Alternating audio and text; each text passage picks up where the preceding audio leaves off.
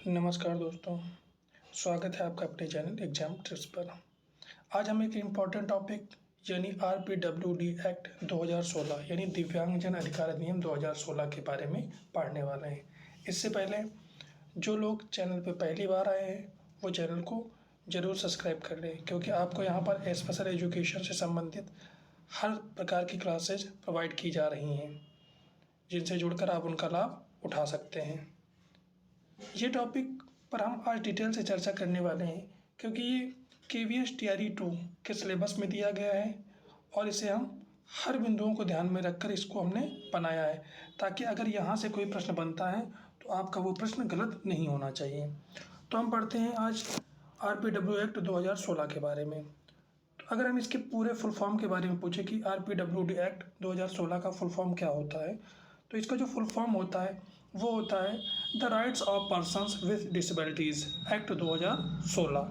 अगर इसको हम हिंदी में समझें तो इसे कहा जाता है दिव्यांगजन अधिकार अधिनियम 2016। अगर हम समझें कि इसको लाने की ज़रूरत क्या पड़ी, क्यों इसे लाया गया है, तो इसे लाना इसलिए आवश्यक हो गया है क्योंकि यह अधिनियम भारत में दिव्यांग व्यक्तियों के अधिकारों की रक्षा और उन्हें समान अवसर प्रदान करने के लिए बनाया गया है। तो इसकी आवश्यकता क्यों पड़ी?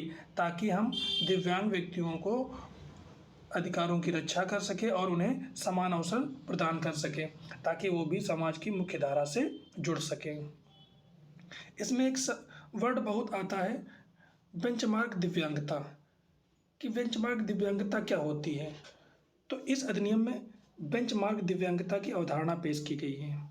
इसके तहत ऐसे व्यक्ति बेंचमार्क दिव्यांग माना जाता है जिनमें मान्यता प्राप्त दिव्यांगता कम से कम 40% हो और यह विशेष लाभों और आरक्षण के लिए पात्रता निर्धारित करती है। यानी सरकार द्वारा जो योजनाएं चलाई जाती हैं उसमें दिव्यांगता का प्रतिशत देखा जाता है। तो इस बेंचमार्क दिव्यांगता के अंतर्गत ये निर्धारित किया जाता है कि जो विशेष और लाभ आपको दिए जाएंगे वो आपकी दिव्यांगता प्रतिशत के आधार पर दिया जाएगा। अब हम पढ़ लेते हैं यह अधिनियम कब लागू हुआ। तो संसद द्वारा यह दिसंबर 2016 में पारित किया गया है। इसे ध्यान रखेंगे कि पारित 2016 में किया गया, लेकिन जो लागू हुआ वो 19 अप्रैल 2017 को लागू हुआ और इसने 1995 अधिनियम का स्थान लिया है। यानी इसने 1995 को प्रस्थापित करके लाया गया RPWD एक्ट 2016 को। ये भी ध्यान रखेंगे कि किसके स्थान पर आया है, तो ये 1995 के स्थान पर आया है। इसकी पृष्ठभूमि क्या रही भाई, कैसे इसकी प्रेरणा मिली बनाने की? तो यह अधिनियम संयुक्त राष्ट्र के UNCRPD के अनुरूप बनाया गया है। इसे याद रखेंगे कि ये अधिनियम जो है संयुक्त राष्ट्र के UNCRPD के अनुरूप बनाया गया है। भारत ने 2007 में UNCRPD पर हस्ताक्षर किए थे। तो ये भी याद रखना कि कब हस्ताक्षर किए थे भारत ने, तो 2007 में। इसकी मुख्य विशेषताएं क्या है, यानी इसके मुख्य फीचर्स क्या है?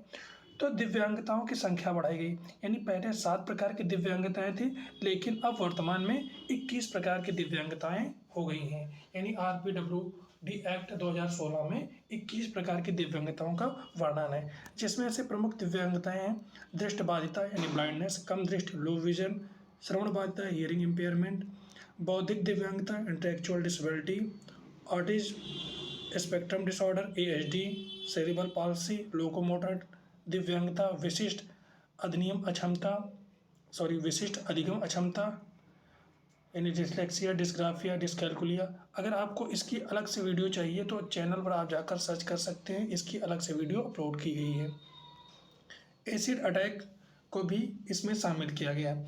अच्छा, आरक्षण काफ़ी इंपॉर्टेंट क्वेश्चन, यहाँ से एक क्वेश्चन आपको जरूर MCQ में देखने को मिल सकता है कि इसमें सरकारी नौकरियों में 4%, पहले 3% लगे, लेकिन इसको बढ़ाकर 4% कर दिया गया है। और उच्च शिक्षण संस्थाओं में 5% आरक्षण जो है दिव्यांग व्यक्तियों को दिया जाता है। अगला, शिक्षा का अधिकार, यानी 6 से 18 वर्ष तक के दिव्यांग बच्चों को निःशुल्क शिक्षा। लेकिन अगर हम नॉर्मल बच्चों की बात करें तो 6 से 14 वर्ष तक के बच्चों को। लेकिन अगर यहीं पर हम दिव्यांग बच्चों की बात करें तो वहाँ पर 6 से 18 वर्ष हो जाता है कि उनको जो है निःशुल्क शिक्षा दी जाए। काफ़ी इंपॉर्टेंट पॉइंट है। उसके बाद समावेशी शिक्षा यानी इंक्लूसिव एजुकेशन पर भी जोर दिया गया है। उसके बाद इसी के अंतर्गत ब्रेल, सांकेतिक भाषा यानी साइन लैंग्वेज और सहायक उपकरण की व्यवस्था। अगला समानता और भेदभाव निषेध। किसी भी प्रकार की भेदभाव दंडनीय अपराध यानी इसमें दंड का भी प्रावधान किया गया है कि अगर कोई भी व्यक्ति दिव्यांग व्यक्तियों के प्रति अमानवीय घटना करता है या उनको किसी प्रकार से अपमानित करता है तो उसके लिए क्या है, दंड का भी प्रावधान किया गया है। यानी अगला सार्वजनिक भवनों में सुगम्य बनाना अनिवार्य, यानी जो सार्वजनिक भवन होंगे उनको भी सुगम्य बनाना अनिवार्य कर दिया गया है। अगला विशेष न्यायालय यानी प्रत्येक जिले में विशेष न्यायालय की व्यवस्था। शिकायतों के लिए मुख्य आयुक्त यानी चीफ कमिश्नर एवं राज्य आयुक्त स्टेट कमिश्नर की नियुक्ति। यानी गार्डियनशिप यानी संरक्षकता, तो इसमें सीमित संरक्षता यानी लिमिटेड गार्डियनशिप की व्यवस्था होगी। दिव्यांग व्यक्ति की इच्छा को प्राथमिकता दिया जाएगा, यानी कहने का मतलब यहाँ है कि दिव्यांग व्यक्ति जिसे चाहेगा उसकी इच्छा के अनुसार ही उसे क्या किया जाएगा, उसकी गार्डियनशिप किसी को दी जाएगी। अब यहाँ पर अगर हम 21 प्रकार की दिव्यांगताओं को देखना चाहेंगे कौन कौन सी हैं, तो उसमें हम देख सकते हैं कि ब्लाइंडनेस है यानी कम अंधापन है यानी कम दृष्टि यानी लो विजन है, कुष्ठ रोग और मुक्त व्यक्ति है, श्रवण बाधित है, चलन बाधित यानी लोकोमोटर डिसेबिलिटी है, बौनापन है, बौद्धिक विकलांगता है, मानसिक रोग है, ऑटिज्म स्पेक्ट्रम डिसऑर्डर है, सेरेब्रल पॉलिसी है, मस्कुलर डिस्ट्रॉफी है, कॉर्निक न्यूरोलॉजी कंडीशंस है, विशेष अधिगम अक्षमता है, एसिड अटैक पीड़ित है, पार्किंसंस रोग है, हीमोफीलिया है, थैलेमीसिया है, सिकल्स सेल्स डिसीज़ है, बहुविकलांगता है, मूक बधिरता यानी डीप ब्लाइंडनेस है, वाक एवं भाषा विकलांगता यानी स्पीच एंड लैंग्वेज डिसेबिलिटी है। अगर आप चाहें तो इसी वीडियो में इन सब के बारे में हम पढ़ लेते हैं कि इसके अंतर्गत क्या क्या होता है। अगला है दंड प्रावधान, यानी अधिनियम का उल्लंघन करने पर जुर्माना और कारावास की भी सजा है, यानी आपको जुर्माना हो सकता है या कारावास हो सकता है या दोनों हो सकता है। अगर आपने पहली बार उल्लंघन किया है तो आपको 10,000 तक का जुर्माना पड़ सकता है, लेकिन अगर आप इसे दोहरा रहे हैं यानी इसकी पुनरावृत्ति कर रहे हैं तो आपको और अधिक क्या हो सकता है, जुर्माना देना पड़ सकता है। अब परीक्षाओं के लिए कौन कौन से पॉइंट इंपॉर्टेंट है इसके लिए हमने अलग से बना दिया है की पॉइंट्स कि 1995 के अधिनियम के स्थान पर ही आया है कौन, RPWD एक्ट 2016। पहले 7 प्रकार की दिव्यांगताएं थी लेकिन इसमें 21 प्रकार की दिव्यांगताएं कर दी गई हैं। नौकरियों में 4% आरक्षण दिया जाएगा दिव्यांग व्यक्तियों को। फिर उच्च शिक्षा में 5% शिक्षा आरक्षण दिया जाएगा। उसके बाद जो इम्पोर्टेंट पॉइंट है UNCRPD आधारित कानून। उसके बाद 6 से 18 वर्ष तक निःशुल्क शिक्षा, ये काफ़ी इम्पॉर्टेंट पॉइंट है। और जो लोग चैनल पर पहली बार आए हैं वो चैनल को सब्सक्राइब करना ना भूलें, क्योंकि आपको यहाँ पर स्पेशल एजुकेशन से संबंधित हर प्रकार के और हर टॉपिक से संबंधित वीडियो दी जा रही हैं, तो चैनल को ज़रूर सब्सक्राइब कर लें और अपने दोस्तों में भी शेयर कर दें। अब हम पढ़ने वाले हैं कि जो 21 प्रकार की जो दिव्यांगताएँ हैं ये किस प्रकार की दिव्यांगताएँ होती है और इसके अंतर्गत क्या क्या होता है, इन पर हम डिटेल से चर्चा करने वाले हैं। तो दिव्यांगजन अधिकार अधिनियम 2016 अंतर्गत जो 21 प्रकार की विकलांगताएं हैं उनके हम पहचान और लक्षण के बारे में जानने वाले हैं। तो पहला है मानसिक मंदता यानी मेंटल रिटार्डेशन। इसमें समझने बोलने में कठिनाई होती है और अभिव्यक्त करने में क्या होती है, कठिनाई होती है।